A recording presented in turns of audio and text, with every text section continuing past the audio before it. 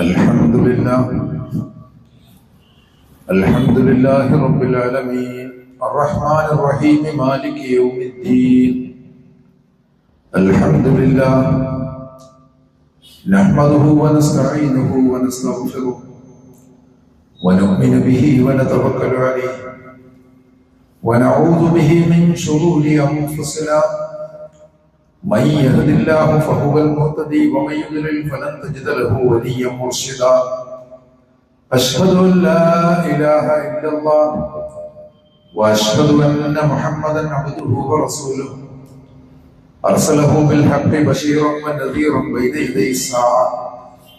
من يطع الله ورسوله فقد رشد ومن يعصهما فإنه لا يضر إلا نفسه ولا يضر الله شيئا. اللهم صل على محمد وعلى آل محمد كما صليت على إبراهيم وعلى آل إبراهيم إنك حميد مجيد. اللهم بارك على محمد وعلى آل محمد كما باركت على إبراهيم وعلى آل إبراهيم إنك حميد مجيد. أما بعد فإن خير الكلام كلام الله وخير الهدي هدي محمد صلى الله عليه وسلم وشر الأمور محدثاتها وكل بدعة ضلالة. أعوذ بالله من الشيطان الرجيم. فأين تذهبون إن هو إلا ذكر للعالمين لمن شاء منكم أن يستقيم. صدق الله. أيها الناس اتقوا الله. അള്ളാഹുവിന്റെ വിധികളെയും വിലക്കുകളെയും സൂക്ഷ്മതയോടെ പാലിക്കുവാൻ ആദ്യമായി വസിയത്ത് ചെയ്യുകയാണ്. അല്ലാഹു സുബ്ഹാനഹു വ തആല നമ്മെല്ലാവരെയും നേർമാർഗത്തിൽ നയിക്കുകയും ഇരുലോകത്തും വിജയിപ്പിക്കുകയും ചെയ്യുമാറാകട്ടെ. അതിൻ്റെ എഫക്റ്റും ഡിലേ ഒന്ന് കുറച്ചാൽ.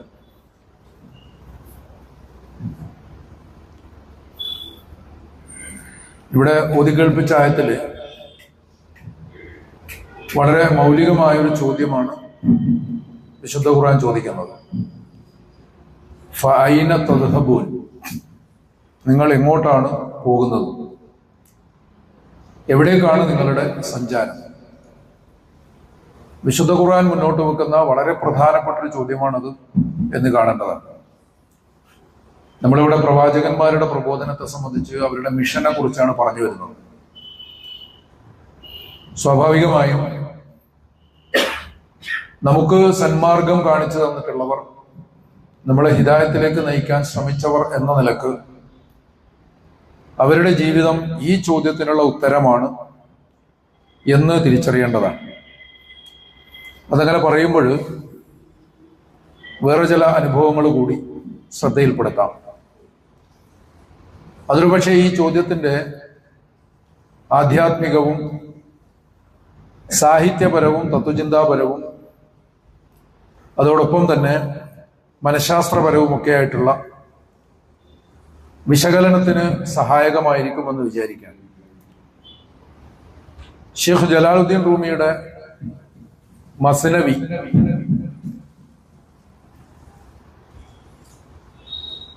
വളരെ വിഖ്യാതമായ കൃതിയാണല്ലോ. ഇതിന് പേർഷ്യൻ ഖുർആൻ എന്നൊക്കെ ചിലർ പറയാറുണ്ട്. ഖുർആനിന്റെ സത്തയെ ഉൾക്കൊണ്ടുകൊണ്ട് എഴുതിയിട്ടുള്ള എന്നതാണ് അതിന്റെ സാരം. അതിലൊക്കെ ആളുകൾക്ക് അഭിപ്രായ വ്യത്യാസമൊക്കെ ഉണ്ടാവാം. പക്ഷെ മസ്നവി ആരംഭിക്കുന്നത് ഇന്നേ എന്ന് പറയും.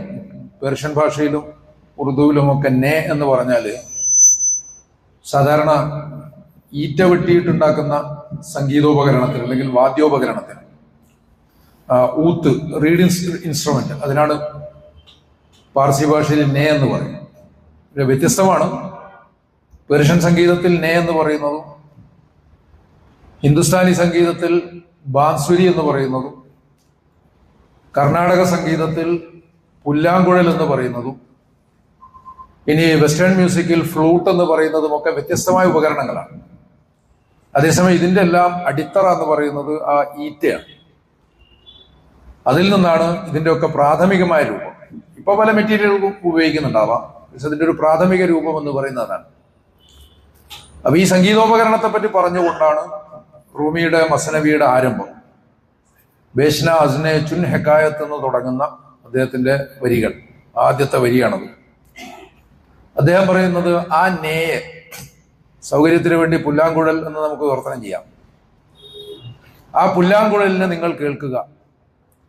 അതൊരു കഥ പറയുകയാണ്. എന്ത് കഥയാണ് പറയുന്നത്? അത് വേർപിരിയലിനെ സംബന്ധിച്ച് പരാതി പറയുകയാണ്. പുല്ലാങ്കുഴലിൽ നിന്ന് വരുന്ന നാദം ഒരു വിലാപമാണ്. ആ ഒരു വിലാപത്തിന്റെ പൊരുളെന്താണെന്ന് വെച്ചാൽ സോഴ്സിലേക്ക് തിരിച്ചു പോകാൻ. അതിനെ തദ്ഹബൂൻ എന്നാണ് നമ്മൾ ചോദിച്ചത്. വിശുദ്ധ ഖുർആന്റെ ചോദ്യം അതാണ്, എങ്ങോട്ടാണ് പോകുന്നത്? ഇപ്പൊ സോഴ്സിലേക്കുള്ള തിരിച്ചു പോക്ക്. കാരണം വേർപെടൽ, സെപ്പറേഷനെ കുറിച്ചാണ് അത് പരാതി പറയുന്നത്. അത് ഈറ്റക്കാട്ടിൽ നിന്ന് ഈ റീഡ് ബെഡ് എന്ന് പറയുമല്ലോ, ഈറ്റക്കാട്ടിൽ നിന്ന് പൊട്ടിച്ചെടുത്തതാണ്. അപ്പൊ അതിലേക്കുള്ള തിരിച്ചുപോക്കിന് വേണ്ടിയുള്ള വിലാപമാണ് പുല്ലാങ്കുഴലിലെ സംഗീതമായിട്ട് മാറുന്നത് എന്നതൊരു മനോഹരമായ കാഴ്ചപ്പാടാണ്. അപ്പൊ തിരിച്ചുപോക്ക് എന്ന് പറയുന്ന ഒരു ആശയമുണ്ട്. ഒരു ഉപനിഷത്തിൽ കുറെ ബ്രഹ്മജിജ്ഞാസുക്കൾ ഒരുമിച്ച് കൂടിയിട്ട് ചോദിക്കുന്ന ചോദ്യങ്ങൾ, ഉതസ്മജാത ജീവാമകേന ക്വച സംപ്രതിഷ്ഠാഹ അധിഷ്ഠിതാഹ കേന സുഖേതരേഷു വർത്താമഹേ ബ്രഹ്മവിദോ വ്യവസ്ഥ. 4 ചോദ്യങ്ങൾ ഉന്നയിക്കുകയാണ്. ഒന്ന്, നമ്മൾ എവിടെ നിന്ന് വന്നു?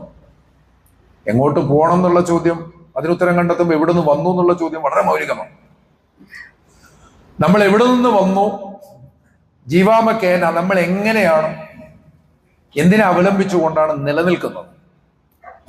കൊച്ച സംപ്രതിഷ്ഠാഹ, ഇനി നമ്മുടെ തിരിച്ചുപോക്ക് എങ്ങോട്ടാണ്? എങ്ങോട്ടേക്കാണ് നമുക്കിനി പോകാനുള്ളത്?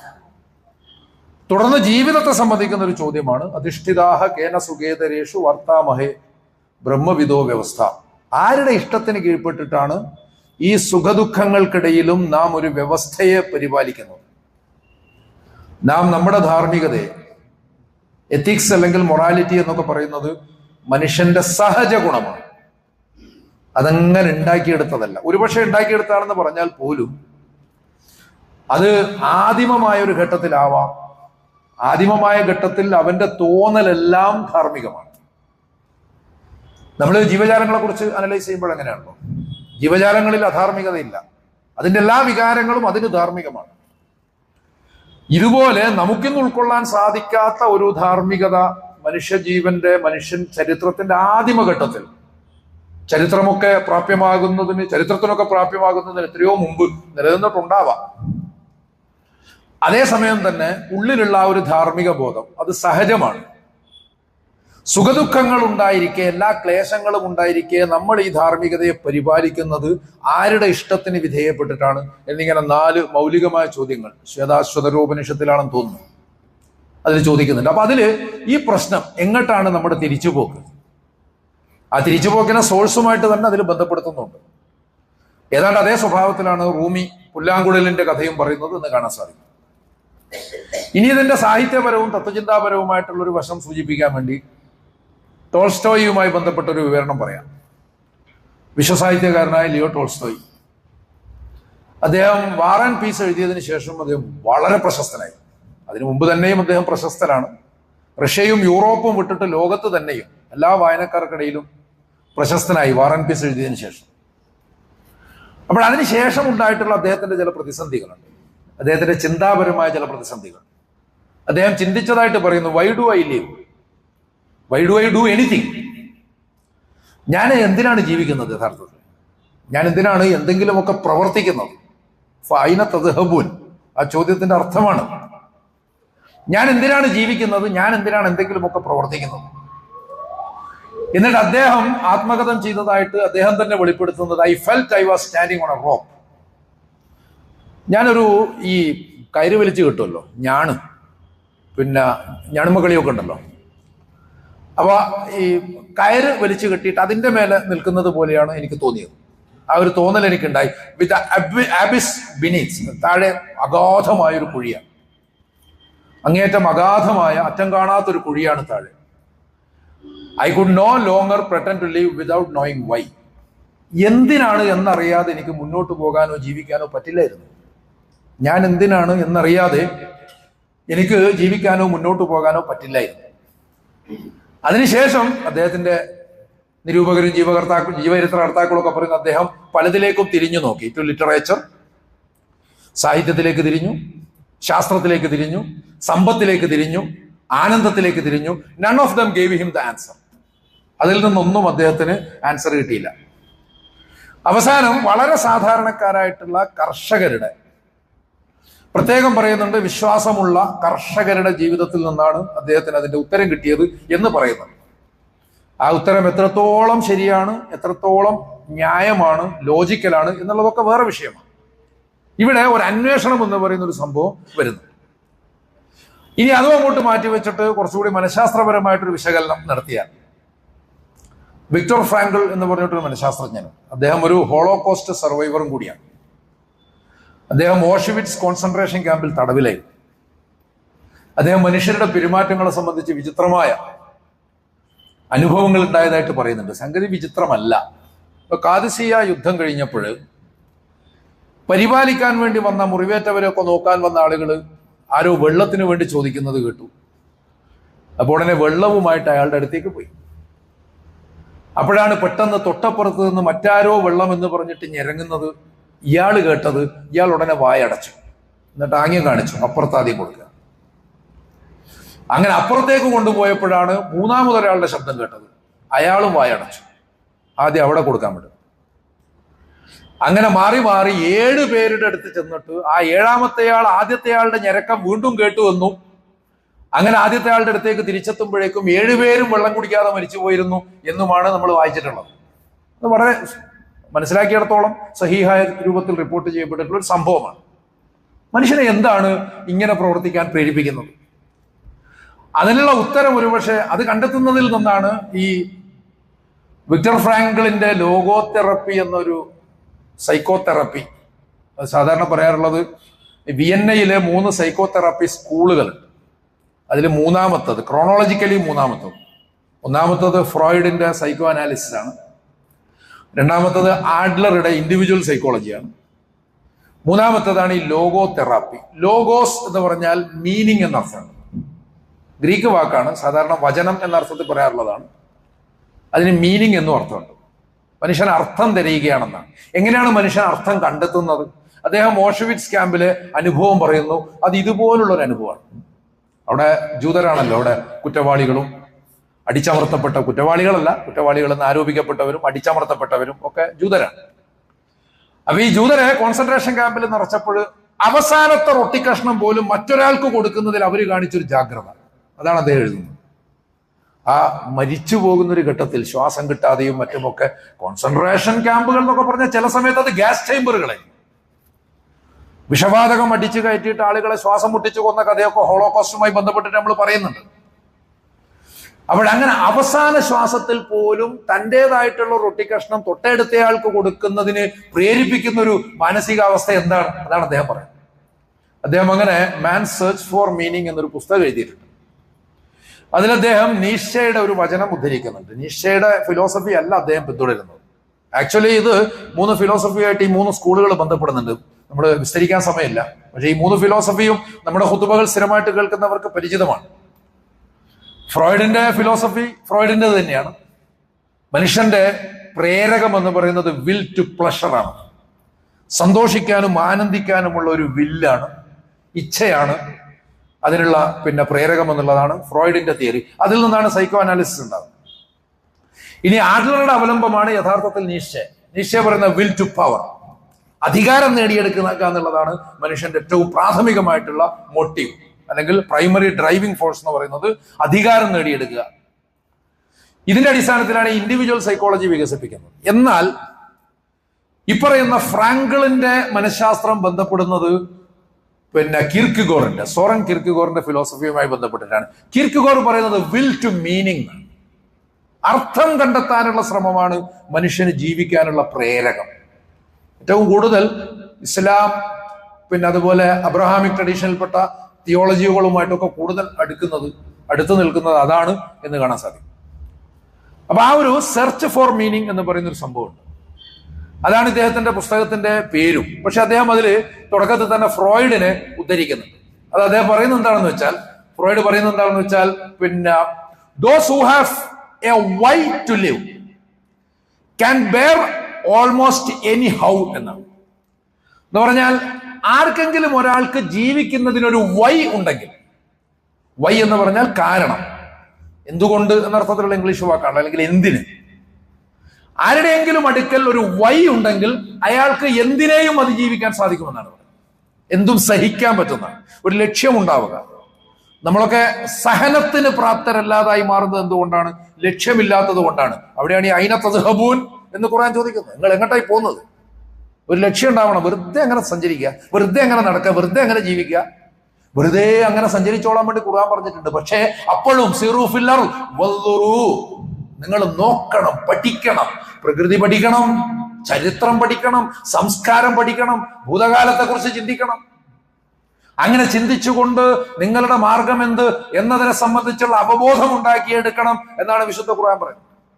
സത്യത്തിൽ ഈ വഴി കാണിച്ചു തരിക എന്നുള്ളതാണല്ലോ പ്രവാചകന്മാരുടെ ദൗത്യം. അതിനായിട്ട് ആദ്യം നമ്മൾ നമ്മളെ തന്നെ പ്രാപ്തരാക്കേണ്ടതുണ്ട്. അതിനാണ് ഈ വിശകലനങ്ങളൊക്കെ നടത്തുന്നത്. ഇത് പറഞ്ഞിട്ട് പിന്നെ അദ്ദേഹം അത് വിശദീകരിക്കുന്നുണ്ട്.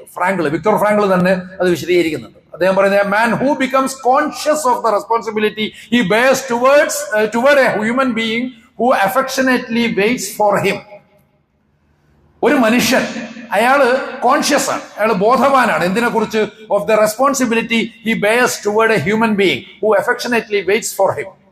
അയാളെ കാത്തിരിക്കുന്ന ഒരു മനുഷ്യനോടുള്ള ഉത്തരവാദിത്തം വഹിക്കുന്നു എന്നതിനെ സംബന്ധിച്ച്, നമ്മൾ മറ്റാരോടെങ്കിലുമുള്ള ഉത്തരവാദിത്തം വഹിക്കുന്നു എന്നതിനെ സംബന്ധിച്ച് ബോധമുണ്ടാവുക. ഈ ബോധത്തിലാണ് നമുക്കെല്ലാം നിലനിർത്താൻ സാധിക്കുക. നമ്മളെ കാത്തിരിക്കുന്ന എന്ന് പറഞ്ഞാൽ എഫെക്ഷനേറ്റ്ലി വെയിറ്റ്സ് ഫോർ ഹിം എന്നാണ്. വളരെ ഇഷ്ടത്തോടുകൂടി, താല്പര്യത്തോടുകൂടി, ആഗ്രഹത്തോടുകൂടി, അഭിനിവേശത്തോടുകൂടി നമ്മളെ കാത്തിരിക്കുന്ന പലരും ഉണ്ട്. അവരുടെ താല്പര്യങ്ങൾ നമ്മൾ വഹിക്കുന്നുണ്ട്.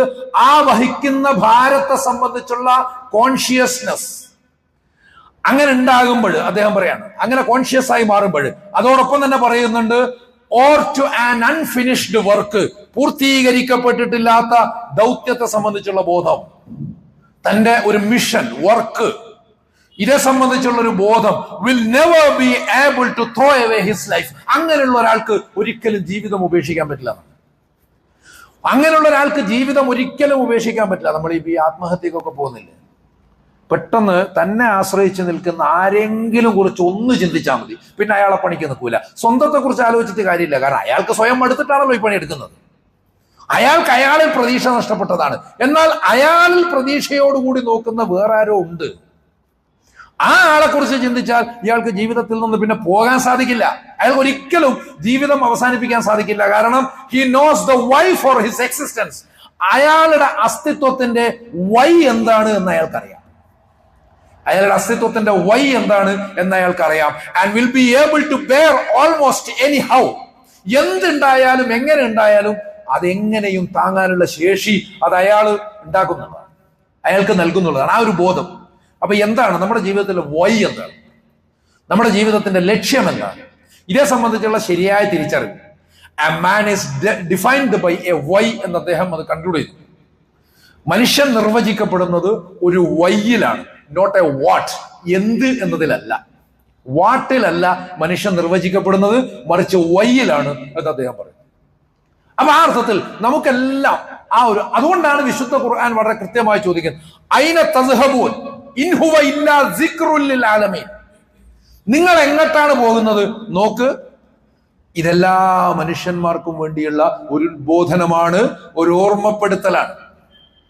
പലതരം അസ്വസ്ഥതകൾ ഉണ്ടാവും നിങ്ങൾക്ക്, ഇങ്ങോട്ട് വരി, ഇതൊന്ന് നോക്ക്.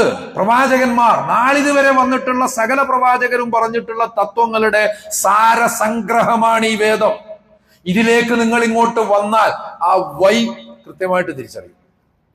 അതോടുകൂടി നിങ്ങൾക്ക് എന്തും സഹിക്കാനുള്ള പ്രാപ്തി ഉണ്ടാവും എന്നാണല്ലോ നമ്മൾ മനസ്സിലാക്കുന്നത്. വിശകലനം ചെയ്തത് മറ്റു പലരെയുമാണ്, അതൊന്നും കുഴപ്പമില്ല. അല്ലദീന യസ്തമിഊനൽ ഖൗല വയത്തബിഊന അഹ്സന.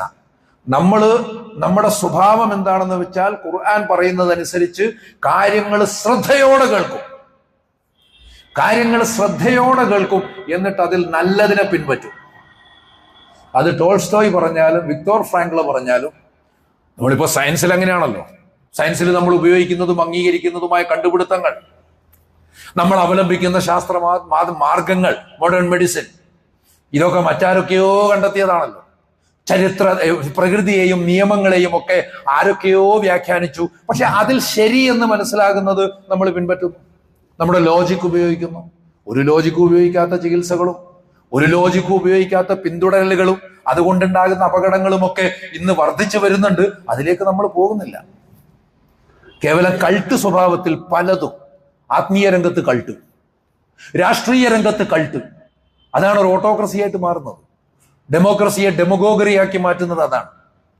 അപ്പൊ രാഷ്ട്രീയ രംഗത്ത് കൾട്ട്, മതരംഗത്ത് കൾട്ട്, ചികിത്സാ രംഗത്ത് കൾട്ട് ഒക്കെ സംഭവിച്ചുകൊണ്ടിരിക്കുകയാണ് ഇപ്പോൾ എന്നുള്ളത് നമ്മുടെ ആനുകാലിക സംഭവങ്ങൾ തന്നെ അതിന് സാക്ഷിയാണ്. അപ്പൊ നമ്മുടേതായിട്ടുള്ള യുക്തി ഉപയോഗിച്ചിട്ട് ശരിയെന്ന് തോന്നുന്നത് എവിടെ കണ്ടാലും അത് അംഗീകരിക്കുന്നു. അല്ലദീന യസ്തമിഊനൽ ഖൗല വയത്തബിഊന അഹ്സന. അവർ കാര്യങ്ങൾ വളരെ ശ്രദ്ധയോടുകൂടി കേൾക്കുന്നു, എന്നിട്ട് അതിൽ ശരിയായതിനെ പിന്തുടരുകയും ചെയ്യുന്നു എന്നുള്ളതാണ്. അപ്പൊ ഐന തദ്ഹബൂൻ, നിങ്ങൾ എങ്ങോട്ടാണ് പോകുന്നത്? ഇൻഹുവ ഇല്ലാ സിക്റുൽ ലിൽ ആലമീൻ. ഈ സാധനം ഉണ്ടല്ലോ, ഇത് മനുഷ്യർക്കുള്ള ഉത്ബോധനം, ഓർമ്മപ്പെടുത്തലല്ലാതെ വേറൊന്നുമല്ല. ലിമൻ ശാഅ മിൻകും അയ്യസ്തഖീം, നിങ്ങൾക്ക് ശരിയായി നിൽക്കണം എന്നുദ്ദേശിക്കുന്നവരാരാണോ അവർക്ക്. യസ്തഖീം എന്ന് പറഞ്ഞാൽ ശരിയായി നിൽക്കുക എന്ന് മാത്രമല്ല, ഇവിടെ സിറാത്തുൽ മുസ്തഖീമും കൂടി ഉദ്ദേശമാണ്. ശരിയായ വഴി, ഏറ്റവും ശരിയായ വഴി അതെന്താണെന്ന് തിരിയേണ്ടവര് ഇങ്ങോട്ട് വരണം. പോകാനാണ് പറയുന്നത്, നിൽക്കാനല്ല. സമുദായത്തിന്റെ കുഴപ്പം എന്താ? സമുദായം നിൽക്കുന്നതാണ് കുഴപ്പം, മുന്നോട്ട് പോകാത്തതാണ് കുഴപ്പം. മുന്നോട്ട് പോകാതെ നിന്നിടത്ത് നിൽക്കുമ്പോഴാണ് ഒരുപാട് അനാശാസ്യകരമായ മാലിന്യങ്ങളൊക്കെ കുന്നുകൂടുന്നത്. കെട്ടിക്കിടക്കുന്ന വെള്ളത്തിലാണല്ലോ, ഒഴുകുമ്പോൾ അതുണ്ടാവില്ല. അതുകൊണ്ട് ഒഴുകിക്കൊണ്ടേയിരിക്കാനല്ലേ ഖുർആൻ പറയുന്നത്. ആ പോക്കിന് വളരെ കൃത്യമായൊരു ദിശ വേണമെന്ന് മാത്രം. ഈ അടിസ്ഥാനത്തിൽ മനുഷ്യരെ നിർവഴിയിൽ നയിക്കാൻ, ഏറ്റവും ശരിയായത് കാണിച്ചു കൊടുക്കാൻ, ലക്ഷ്യം നിർണയിച്ചു കൊടുക്കാൻ, അതിനുവേണ്ടിയാണ് പ്രവാചകന്മാർ വന്നത്. പ്രവാചകരുടെ ഏറ്റവും മൗലികമായിട്ടുള്ള അടിസ്ഥാനപരമായിട്ടുള്ള മിഷൻ അതാണ് എന്ന ഒരു തിരിച്ചറിവോടുകൂടി അവരെ സമീപിക്കണം. അപ്പോൾ അവരെപ്പോഴും ഉണ്ട്. നമ്മൾ തുടക്കത്തിലേ പറഞ്ഞതാണ്, നമുക്കിടയിൽ ഉണ്ട്. അവർ ഭൗതികമായിട്ടല്ലെങ്കിലും അവരുടെ സാന്നിധ്യം നമുക്കിടയിലുണ്ട്. ഇങ്ങനെ ചിന്തിക്കണം. ഇനി ഭൗതികമായിട്ട് തന്നെയും ഉണ്ടെങ്കിൽ നമ്മൾ അവരോട് എങ്ങനെ പെരുമാറും എന്നതിനെ കുറിച്ചും ആലോചിക്കണം. അതൊക്കെയാണ് നമ്മൾ പറഞ്ഞു വന്നത്. ആധുനിക ലോകത്ത് പ്രവാചക ദൗത്യത്തിന്റെ അനിവാര്യത എന്താണ്? ഇന്നത്തെ ലോകം അതനുഭവിക്കുന്ന crisis of meaning and identity, crisis of meaning, existence and identity. ഇന്നത്തെ ലോകത്തിന്റെ അർത്ഥം, അസ്തിത്വം, സ്വത്വം, ഇതുമായി ബന്ധപ്പെട്ട ഒരുപാട് പ്രതിസന്ധികളുണ്ട്. അത്തരം പ്രതിസന്ധികൾക്കുള്ള മറുപടി ഇവിടെ ഒരു സ്പിരിച്വൽ വാക്വം, ഒരു ആധ്യാത്മികമായ ശൂന്യത നിലനിൽക്കുന്നുണ്ട്. ഇതിനെ നമുക്ക് എങ്ങനെ പരിഹരിക്കാൻ സാധിക്കും? അമിതമായ ഉപഭോഗ സംസ്കാരം നിലനിൽക്കുന്നുണ്ട്. അമിതമായ ഉപഭോഗ സംസ്കാരം. ആളുകൾ ഫേസ്ബുക്കും വാട്സാപ്പും നോക്കുന്നത് പോലെ ആമസോണും ഫ്ലിപ്കാർട്ടും നോക്കുന്ന കാലമാണ്. ആമസോണും ഫ്ലിപ്കാർട്ടും കുറച്ചുകൂടി താഴ്ന്ന അവസ്ഥയിലുള്ളവരാണെങ്കിൽ അറ്റ്ലീസ്റ്റ് ഈ യൂസ്ഡ് വസ്തുക്കൾ വിൽക്കുന്ന ആപ്പുകളുണ്ട്. അതെങ്കിലും നിരന്തരം വെറുതെ നോയിക്കൊണ്ടിരിക്കും. വെറുതെ നോയിക്കൊണ്ടിരിക്കുക എന്ന് പറഞ്ഞാൽ ഇന്നത്തെ കച്ചവടത്തിന്റെ ഒരു സ്റ്റൈൽ അതാണല്ലോ. കച്ചവടം അങ്ങനെ നടന്നോട്ടെ, എന്നാലും നമ്മൾ എന്താണ് വാങ്ങേണ്ടത് എന്ന് നമ്മൾ തീരുമാനിക്കുമ്പോൾ ഇക്കാലത്തൊരു സിദ്ധാന്തമുണ്ട്. നിങ്ങൾ എന്താണോ വാങ്ങുന്നത് അതാണ് നിങ്ങൾ. You are what you buy. നിങ്ങൾ എന്താണോ വാങ്ങുന്നത് അതാണ് നിങ്ങൾ എന്ന് പറയുമ്പോൾ, മുമ്പ് നമുക്ക് അക്കാര്യത്തിൽ ഒരു നിർണയം ഉണ്ടായിരുന്നു. ഇന്ന് നമ്മൾ സൂപ്പർ മാർക്കറ്റിലോ അല്ലെങ്കിൽ ഹൈപ്പർ മാർക്കറ്റിലോ കയറി ഒരു ട്രോളി എടുത്ത് ഇറങ്ങാണ് ചെയ്യുക. ഒരു ബോധവും ഉണ്ടാവില്ല. അതും ഈ പറഞ്ഞ പോലെ ലക്ഷ്യമില്ലാത്ത സഞ്ചാരമാണ്. എന്നിട്ട് കണ്ണിന് ഇഷ്ടപ്പെടുന്നത് മുഴുവൻ, കണ്ണിന് ഇഷ്ടപ്പെടുന്ന കോലത്തിലല്ലേ ഇവർ പാക്ക് ചെയ്ത് വെക്കുള്ളൂ. കച്ചവടത്തെ എതിർക്കുകയല്ല കേട്ടോ. അപ്പോഴങ്ങനെ കണ്ണിന് ഇഷ്ടപ്പെടുന്നത് മുഴുവൻ അതിലേക്ക് വാരി തട്ടിയിട്ട്, എന്നിട്ട് അവസാനം കാശും കൊടുക്കണ്ടല്ലോ. മുമ്പൊക്കെ പോകുമ്പോൾ പൈസ ഉണ്ടാവും പോക്കറ്റിൽ, ഇതിന് കണക്കായിട്ട് സാധനം വാങ്ങാൻ പറ്റുള്ളൂ. അപ്പൊ ലിസ്റ്റും ഉണ്ടാവും, വീട്ടിൽ നിന്ന് ലിസ്റ്റ് ചെയ്ത് തന്നിട്ടുണ്ടാവും. ഇന്ന് കാശ് വേണ്ട, കാർഡ് മതി. ഇനി കാർഡ്, ഡെബിറ്റ് കാർഡ് അല്ലെങ്കിൽ ക്രെഡിറ്റ് കാർഡ് വേണോ എന്ന് ചോദിച്ചിട്ട് ഓരോ ദിവസവും മെസ്സേജ് അയക്കും സകല ബാങ്കുകളും. വെറുതെ തരുന്ന മാതിരിയാ. ക്രെഡിറ്റ് കാർഡ് നിങ്ങളെന്താ എടുക്കാത്തതെന്നാണ്. 5 ലക്ഷം ലിമിറ്റ്, 10 ലക്ഷം ലിമിറ്റ്, കടക്കാരായി മാറണം നമ്മൾ. അപ്പോഴങ്ങനെ ഒരു തരം പർച്ചേസിങ് മാനിയ അത് സൃഷ്ടിക്കപ്പെടുന്നു എന്നുള്ളതാണ്. ഇതുപോലെ ഉപഭോഗ സംസ്കാരത്തിൻ്റെതായ അമിതമായിട്ടുള്ള ഉപഭോഗ സംസ്കാരം, അതോടൊപ്പം തന്നെ അതിൽ നിന്ന് തന്നെ വന്നതാണ് വ്യക്തിവാദം, ഇൻഡിവിജ്വലിസം. ഞാൻ എൻ്റെ സുഖത്തിന് വേണ്ടി, ഞാൻ എനിക്ക് വേണ്ടി, ഞാൻ എൻ്റെ സുഖത്തിന് വേണ്ടി. ഇവിടെ നമ്മൾ മറന്നു പോകുന്ന സാമൂഹിക ലക്ഷ്യങ്ങൾ, അതാണ് യഥാർത്ഥത്തിൽ പ്രവാചകന്മാരുടെ ഏറ്റവും പ്രധാനപ്പെട്ട സന്ദേശം എന്ന് കാണണം. അതാണ് നമ്മൾ നേരത്തെ പറഞ്ഞത്, കഴിഞ്ഞ ഖുതുബയിൽ പറഞ്ഞ ഇന്നല്ലാഹ യഅ്മുറു ബിൽ അദ്ലി വൽ ഇഹ്സാൻ വ ഈതാഇദിൽ ഖുർബ. 3 വിശുദ്ധ ഖുർആൻ അതിന്റെ സന്ദേശങ്ങളെ സംക്ഷേപിച്ചപ്പോൾ, നിങ്ങൾക്ക് നിർബന്ധമായിട്ടുള്ള കാര്യങ്ങൾ, നിങ്ങളോട് പടച്ച തമ്പുരാൻ കൽപ്പിക്കുന്ന കാര്യങ്ങൾ എന്താണ്? അള്ളാഹു കൽപ്പിക്കുന്നത് ബിൽ അദ്ലി വൽ ഇഹ്സാൻ വ ഈതാഇദിൽ ഖുർബ, സാമൂഹികമായ നീതി. സാമൂഹികമായ നീതി എന്ന് പറയുമ്പോൾ എപ്പോഴും പരസ്പര ബന്ധിതമാണ്. ആളുകളോട് പരസ്പരം ബന്ധപ്പെടുമ്പോഴാണ് നീതിയും ഉണ്ടാവുക, മറുഭാഗത്ത് കുറ്റവും അങ്ങനെ തന്നെ ഉണ്ടാവുക. അങ്ങനെ മുമ്പൊരിക്കൽ പറഞ്ഞാണെന്ന് തോന്നുന്നു, ഈ സ്കാൻഡിനേവിയൻ രാജ്യങ്ങളിൽ മതമൊന്നുമില്ലത്ര, ഇർറിലീജിയസ് ആണ് കൂടുതൽ ആളുകളും. പക്ഷെ അവിടെയാണ് ഏറ്റവും കൂടുതൽ സോഷ്യൽ സെക്യൂരിറ്റി റേറ്റിംഗിൽ മുന്നിൽ നിൽക്കുന്നത്, ഇൻഡെക്സിൽ മുന്നിൽ നിൽക്കുന്ന അവരാണ് എന്നാണ് പറയുന്നത്. ആ ഇൻഡെക്സ് യഥാർത്ഥത്തിൽ ആധികാരികമൊന്നുമല്ല, എന്നാലും അവിടെ നിൽക്കട്ടെ, വാദത്തിന് വേണ്ടി അംഗീകരിക്കാം. ഇതേ സംബന്ധിച്ചുള്ള ഒരു ചർച്ച ഒരു സിനിമയിൽ വന്നിട്ടുണ്ട്. നൂരി ബിൽഗെ ജീലാൻ എന്ന ടർക്കിഷ് ഫിലിം മേക്കറുടെ സിനിമയാണ്. അദ്ദേഹം ഒരു സന്ദേഹവാദിയാണ്, അദ്ദേഹത്തിന്റെ അതിലെ കഥാപാത്രവും സന്ദേഹവാദിയാണ്, വൈൽഡ് പിയർ ട്രീ. അവിടെ ഇദ്ദേഹവും നാട്ടിലൊരു പ്രാദേശിക ഉസ്താദുമാർക്കൊക്കെ എന്താ വിവരം എന്നറിയും. അതൊക്കെ കണ്ടു കഴിഞ്ഞാൽ നമ്മൾ ഇവിടെ നടക്കുന്ന ചില പത്രവാർത്തകളുമായിട്ട് വെറുതെ ഒന്ന് കമ്പയർ ചെയ്ത് നോക്കണം. ഉസ്താദുമാർക്കൊക്കെ എന്ത് വിവരമാണ്. അപ്പൊ പ്രാദേശിക ഇമാമുമായിട്ട് അദ്ദേഹം സംസാരിക്കുന്ന കൂട്ടത്തില് ഉസ്താദ് ഇസ്ലാമിനെ കുറിച്ച് പറയുന്നുണ്ട്. അപ്പോൾ ഇദ്ദേഹം പറയാണ്, ഈ ഇർറിലീജിയസ് ആയിട്ടുള്ള സ്ഥലങ്ങളിലാണല്ലോ കൂടുതൽ സോഷ്യൽ സെക്യൂരിറ്റി ഉള്ളത്, അവിടെ കുറ്റങ്ങളില്ല, അക്രമങ്ങളില്ല, പ്രശ്നങ്ങളില്ല എന്നൊക്കെ പറഞ്ഞപ്പോൾ ഉസ്താദ് പെട്ടെന്ന് കുറച്ചു നേരം ഒന്ന് മൗനിയായി, സ്വാഭാവികം. എന്നിട്ട് അദ്ദേഹം പറഞ്ഞു, അവിടെ എന്തുകൊണ്ടാണ് കുറ്റങ്ങളില്ലാത്തത്? ആരും മറ്റൊരാളെ ശ്രദ്ധിക്കൂല, അതുകൊണ്ടാണ്. ഒരു സംഗതി, നമ്മുടെ ദോഷം കുറ്റമായി മാറുന്നത് എപ്പോഴാണ്? നിങ്ങളുടെ അവകാശത്തെ അത് ലംഘിക്കുമ്പോഴല്ലേ. ഒരാൾ മറ്റൊരാൾക്ക് നേരെ കടന്നാക്രമണം നടത്തുമ്പോഴാണ് സാമൂഹികമായി അത് കുറ്റം എന്ന് അടയാളപ്പെടുത്തപ്പെടുക. അല്ലാത്തതൊക്കെ പാപമാണ്, അത് പടച്ചോന്റെ മാത്രം കണക്കാണ്. അങ്ങനെ തന്നെയാണ് നമ്മൾ യൻഹാനിൽ ഫഹിഷായി വൽ മുങ്കരി വൽ ബഗി എന്ന് പറയുന്നത്. തുടർന്ന് നിങ്ങൾക്ക് വിലക്കിയിട്ടുള്ളത് ഫഹിഷാവും മുങ്കറും ബഗിയുമാണ്. ഫഹിഷ എന്ന് പറഞ്ഞാൽ വൈയക്തികമായ തിന്മകളാണ്, മുങ്കർ എന്ന് പറഞ്ഞാൽ സാമൂഹികമായി ആഘാതമുണ്ടാക്കുന്ന ദോഷങ്ങളാണ്, ബഗി എന്ന് പറഞ്ഞാൽ അക്രമമാണ്. മറ്റൊരു വിഭാഗത്തിന്റെ, മറ്റൊരു ജനതയുടെ മേൽ നടത്തുന്ന അധിനിവേശം, അത് നേർക്കുനേരെ സൈനികമാണെങ്കിലും സാംസ്കാരികമാണെങ്കിലും ഒക്കെ അധിനിവേശം തന്നെയാണ്, അക്രമമാണ് എന്ന് പടച്ചോൻ പറയുന്നുണ്ട്. അപ്പൊ ഇത് മുങ്കറായി മാറുന്നത് എപ്പോഴാണ്? നമ്മുടെ ഫഹിഷ എന്ന് പറയുന്നത് മുങ്കറായി മാറുന്നത് മറ്റുള്ളവരുടെ അവകാശങ്ങൾ അത് ഹനിക്കുമ്പോഴാണ്. സാമൂഹിക ബന്ധങ്ങളുടെ അഭാവത്തിൽ ആ കുറ്റങ്ങളും ഉണ്ടാവില്ല, ഇദ്ദേഹം പറയാണ്. പക്ഷെ അതത്ര നല്ലതൊന്നുമല്ല. ബിക്കോസ് നിങ്ങൾ സൂയിസൈഡ് റേറ്റ് നോക്ക്, അതിന്റെ ഇൻഡെക്സ് ഒന്ന് നോക്ക്. ഈ രാജ്യങ്ങള് ഏറ്റവും മുകളിലാന്ന് പറയാൻ കഴിയില്ല, പക്ഷെ അതിന്റെ അടുത്തൊക്കെ ഉണ്ട്, വസ്തുതയാണ്. ഏറ്റവും കൂടുതൽ ആന്റി ഡിപ്രസന്റ് മെഡിസിനുകൾ ചെലവാകുന്ന രാജ്യങ്ങളും ഇതൊക്കെ തന്നെയാണ്. കാരണം ആർക്കും ആരോടും ബന്ധമില്ല. ആരോടും ബന്ധമില്ലാത്തടത്ത് ആരും ആരെയും തല്ലൂല, ആരും ആരെയും ചീത്ത പറയില്ല, ആരും ആരെയും കൊല്ലൂല. പക്ഷെ ഒരാൾക്കും വേറൊരാളെ കൊണ്ട് ഗുണവും ഉണ്ടാവില്ല. സന്തോഷാണ്. പെട്ടെന്ന് നമ്മൾ പോയി നോക്കുമ്പോ എന്താ, ഒരു കുഴപ്പമില്ല. സോഷ്യൽ സെക്യൂരിറ്റി എന്ന് പറഞ്ഞാൽ വളരെ കൂടുതലാണ്. പക്ഷെ അതിന്റെ ഒരു വശം ഇതാണ് എന്ന് പറയുമ്പോൾ ആളുകളുടെ ഒരു പാരസ്പര്യമുണ്ടല്ലോ, അതിൽ നിന്നാണ് നീതി ഉണ്ടാകുന്നത്, അതിൽ നിന്നാണ് ഇഹ്സാൻ ഉണ്ടാകുന്നത്, അതിൽ നിന്നാണ് ഈ ഇഹ്സാൻ, പരമമായ നന്മ ഉണ്ടാകുന്നത്. അതിൽ നിന്നാണ് ഈ പറയുന്ന ഈതാഉദിൽ ഖുർബ, നിങ്ങളുടെ പാരസ്പര്യം, നിങ്ങൾ അവകാശങ്ങൾ പരസ്പരം വകവെച്ചു കൊടുക്കുക, അള്ളാഹു കൽപ്പിക്കുന്നതാണ്.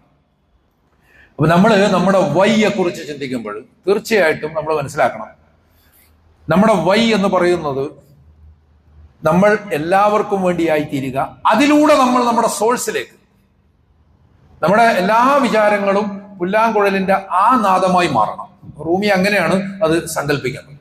നമ്മുടെ എല്ലാ പ്രവർത്തനങ്ങളും സംഗീതമായിട്ട്, അന്യന്റെ സ്വരം സംഗീതം പോലെ ആസ്വദിക്കുക എന്ന് വയലാർ പറഞ്ഞിട്ടില്ലേ, അതുപോലെ എന്റെ സ്വരം നിങ്ങൾക്ക് സംഗീതമായിട്ട് മാറണം, എന്റെ പ്രവർത്തനങ്ങൾ നിങ്ങൾക്ക് ആനന്ദം പകരുന്ന ഒന്നായിരിക്കണം. അങ്ങനെ വരുമ്പോഴും അതൊരു പുല്ലാങ്കുഴലിന്റെ വിലാപമാണ്. എന്തിനുള്ള വിലാപം? സോഴ്സിലേക്ക് തിരിച്ചു പോകാൻ. നമ്മൾ ഇവിടെ നിന്ന് വരുന്നു, എങ്ങോട്ടാണ് തിരിച്ചു പോകുന്നത് എന്ന് ഉപനിഷത്തിലെ ബ്രഹ്മജിജ്ഞാസുക്കൾ ചോദിച്ചതുപോലെ തന്നെ ആ സോഴ്സിലേക്ക് തിരിച്ചു പോകാൻ. റബ്ബിലേക്ക് തിരിച്ചു പോകാൻ. ആ ഒരു വഴിയാണ് വളരെ കൃത്യമായിട്ട് പ്രവാചകരൊക്കെയും കാണിച്ചു തന്നിട്ടുള്ളത്, അമ്പിയാക്കൾ കാണിച്ചു തന്നിട്ടുള്ളത് എന്ന് മനസ്സിലാക്കുക. ഇത് പ്രവാചകരുടെ പ്രബോധനത്തിന്റെ ഒരു ആകത്തുകയാണ് ഈ പറയുന്നത്. അതിനുവേണ്ടിയുള്ള രാഷ്ട്രീയവും സാമൂഹികവുമായ പ്രവർത്തനങ്ങൾ, മുഹറം, ആശൂറ നമ്മുടെ മുമ്പിൽ നിൽക്കുകയാണ്. മൂസാ നബി അലൈഹി സ്വലാത്തു വസ്സലാമയുടെ ചരിത്രവുമായി ബന്ധപ്പെട്ടതാണ്. വിമോചനത്തിന്റെ ചരിത്രമാണ്. ഒരു കൊണ്ടുപോക്കാണത്. അയിന തദ്ഹബൂൻ, നിങ്ങൾ എന്തിനാ ഇങ്ങനെ നിലനിൽക്കുന്നത് ഇസ്രായേലിയരോട് ചോദിക്കുകയാണ്. എന്നിട്ടാണ് അവരെയും കൂട്ടിയിട്ട് മൂസാ നബി കാണിച്ചു തരാം, ഞാൻ നിങ്ങൾക്ക് വഴി കാണിച്ചു തരാം. ആ വഴി കാണിക്കുന്നതിനിടയിലുള്ള പ്രതിബന്ധങ്ങൾ, മുന്നിൽ കടല്, പിന്നിൽ ശൈത്താൻ, ചെകുത്താന്റെയും കടലിന്റെയും നടുവിൽ. അപ്പോഴാണ് കടൽ പക്ഷേ ശൈത്താനെ പോലെയല്ല, പടച്ചോൻ പറഞ്ഞ അനുസരിക്കുന്ന കൂട്ടത്തിലാണ്. ഇപ്പൊ കടല് വഴങ്ങി. അങ്ങനെ വഴങ്ങിയപ്പോൾ മൂസായും ഇസ്രായേൽ സമൂഹവും അപ്പുറത്തേക്ക് കടന്നു. അതൊരു വലിയ മുഹൂർത്തമായതുകൊണ്ടാണ് ഈ ആശൂറ നോമ്പ് നമുക്ക് സുന്നത്തായിട്ടുള്ളത് എന്ന് കാണണം. ഏത് ദിവസാന്ന് ചോദിക്കരുത്, നമുക്കറിഞ്ഞൂടാ. വെള്ളിയാഴ്ചയാണെന്ന് ചിലർ പറയുന്നു, ശനിയാഴ്ചയാണെന്ന് പറയുന്നു, ഞായറാഴ്ചയാണെന്ന് പറയുന്നു, വേറെ ചിലർക്ക് തിങ്കളാഴ്ചയാണ്. ഇതെന്താ കഥ എന്ന് നമുക്കറിഞ്ഞൂടാ, അത് വേറെ വിഷയമാണ്. എന്തായിരുന്നാലും ആ നോമ്പിന്റെ ഒരു പൊരുളും അതിന്റെ ഒരു തത്വവും അതാണ്. ചരിത്രത്തിന്റെ ആവർത്തനം എന്നോണം മുസ്ലിം സമൂഹത്തിൽ മാരകമായൊരു വ്യതിയാനം ഉണ്ടായപ്പോൾ അതിനെതിരെ പൊരുതിയിട്ട് പ്രവാചകന്റെ പൗത്രൻ ഹസ്രത്ത് ഹുസൈൻ ഇബ്നു അലി റളിയല്ലാഹു അൻഹു രക്തസാക്ഷ്യം വരിച്ചതും അതേ ദിവസം. അതും വിമോചനത്തിന്റെ ഒരു അടയാളമാണ്. കർബലയിൽ പരാജയമല്ല, വിജയമാണ്. യസീദിനെ ആരും ഓർക്കൂലല്ലോ, ഹുസൈൻ റളിയല്ലാഹു അൻഹുവിനെ ആളുകൾ ഓർത്തുകൊണ്ടേയിരിക്കും. അപ്പൊ ഇങ്ങനെ ചരിത്രത്തിലൂടെ പ്രവാചകന്മാരുടെ ദൗത്യത്തെ സംബന്ധിച്ചുള്ള പാഠങ്ങളിലൂടെ നമ്മൾ എന്താണ്, എന്തിനാണ് എന്നതിനെ സംബന്ധിച്ചുള്ള ശരിയായ വിചാരം ഉൾക്കൊള്ളുകയാണ് വേണ്ടത്. അല്ലാഹു സുബ്ഹാനഹു വ തആല നമ്മെ എല്ലാവരെയും ധാരാളമായി അനുഗ്രഹിക്കുകയും വിജയിപ്പിക്കുകയും ചെയ്യുമാറാകട്ടെ.